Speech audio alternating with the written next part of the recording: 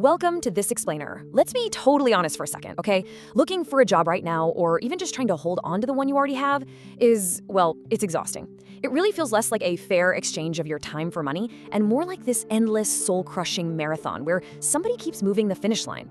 You know the drill. You update your resume, you launch it into an absolute black hole, you perform this incredibly upbeat, hyper-caffeinated version of yourself in 4 rounds of interviews, and then you just cross your fingers and hope someone throws you a lifeline so you can make rent.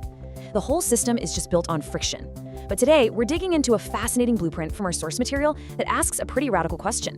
What if it just didn't have to be this way? I mean, just look at the cost of this system we've somehow accepted as normal, $8.9 trillion. Think about that for a second. That staggering number is the estimated annual global cost of lost productivity. And why? Because according to Gallup data, only about 1 in 5 workers are actually genuinely engaged in their jobs. The other 4, they're either completely checked out or they're actively miserable. We have literally built a global economic engine that runs almost entirely on burnout. And the sheer scale of this broken design is honestly breathtaking.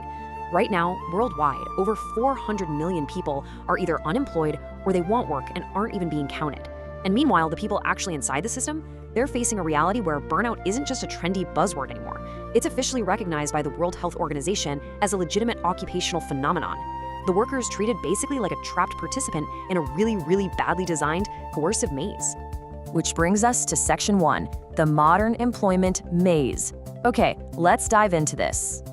Searching for work today requires putting on what the source text calls an employability performance. You're basically navigating obstacle after obstacle just to prove you deserve a paycheck.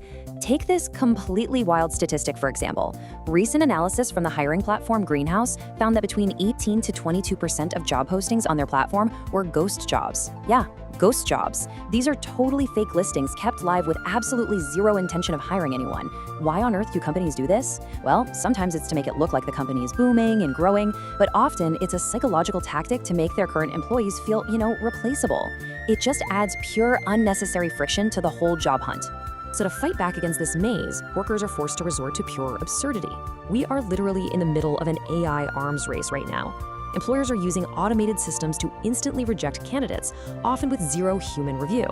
So in response, what do desperate applicants do? They are literally hiding invisible white text filled with buzzwords on their resumes just to trick these AI bouncers into letting them through the door.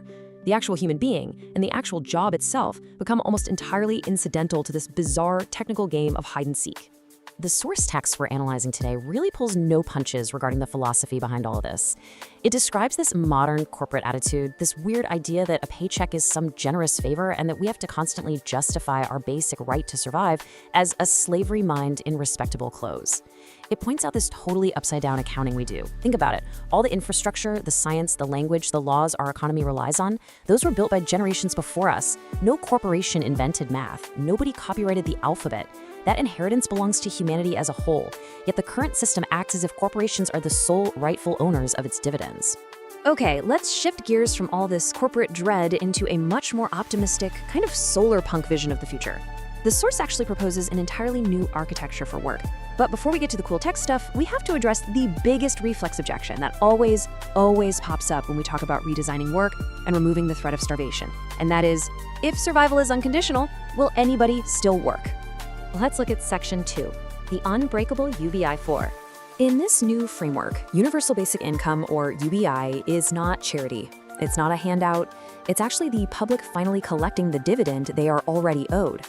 And to answer that massive reflex objection, yes, people absolutely still work when you give them an unbreakable financial floor.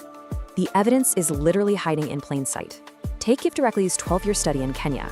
It shows people actually start more businesses. They don't work less. Finland's 2-year national experiment, that showed real employment gains and massive improvements in mental health. The Stockton Seed program right here in the US found participants were actually more likely to find full-time work. UBI doesn't stop work. What it does is remove the blinding panic of poverty, allowing people to make slower, smarter, and way more honest decisions about where they apply their labor. Moving on to Section 3, the Public Matching App.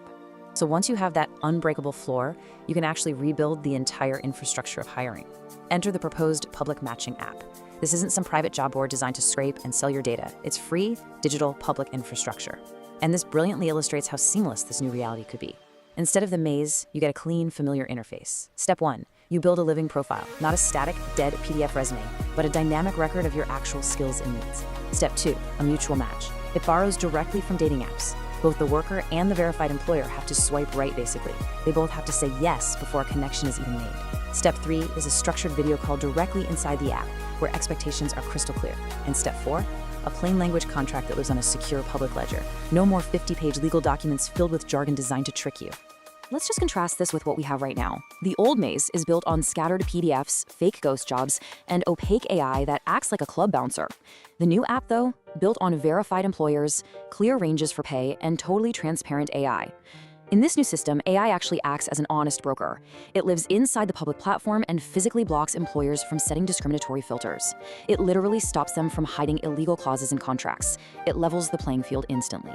Which brings us to our final section, Section 4, Rethinking Work Itself. See, once you remove the coercion and clean up the infrastructure, you have to completely rethink the very definition of what we even consider work in the first place. For decades, we have completely ignored massive sectors of human effort.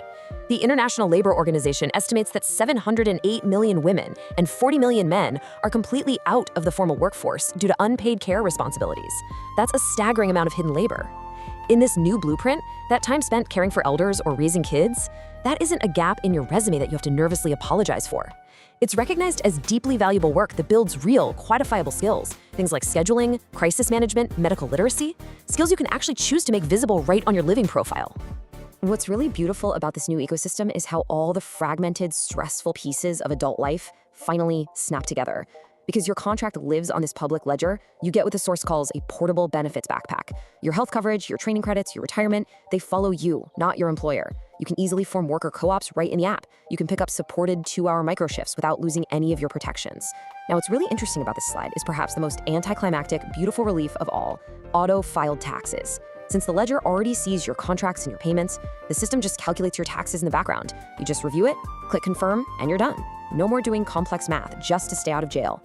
And crucially, this infrastructure actively protects your humanity. The right to disconnect wouldn't just be some polite company policy that everyone ignores, it would be hard-coded right into the architecture. If you mark your weekend or your evening as protected time in your living profile, the system physically prevents an employer from sending you a notification. The platform fundamentally recognizes that a worker's life is not just a blank calendar entry that a manager gets to claim at 11 p.m. on a Sunday. It structurally ends terminal email fatigue once and for all. Which brings us to the ultimate question this source poses. What if work didn't have to be a pain, when the pain is just bad design? We have accepted a miserable, coercive, friction-filled maze mostly because we just inherited it piece by piece over decades. But we have the tools right now. We have UBI models, transparent AI, digital public infrastructure. We have what it takes to design a system where survival is guaranteed, where matching is mutual, and where employers actually have to compete to be decent places to work. It's a really powerful solar punk vision of the future that leaves us with one final thought. If we can see the blueprint so clearly, what is actually stopping us from building it?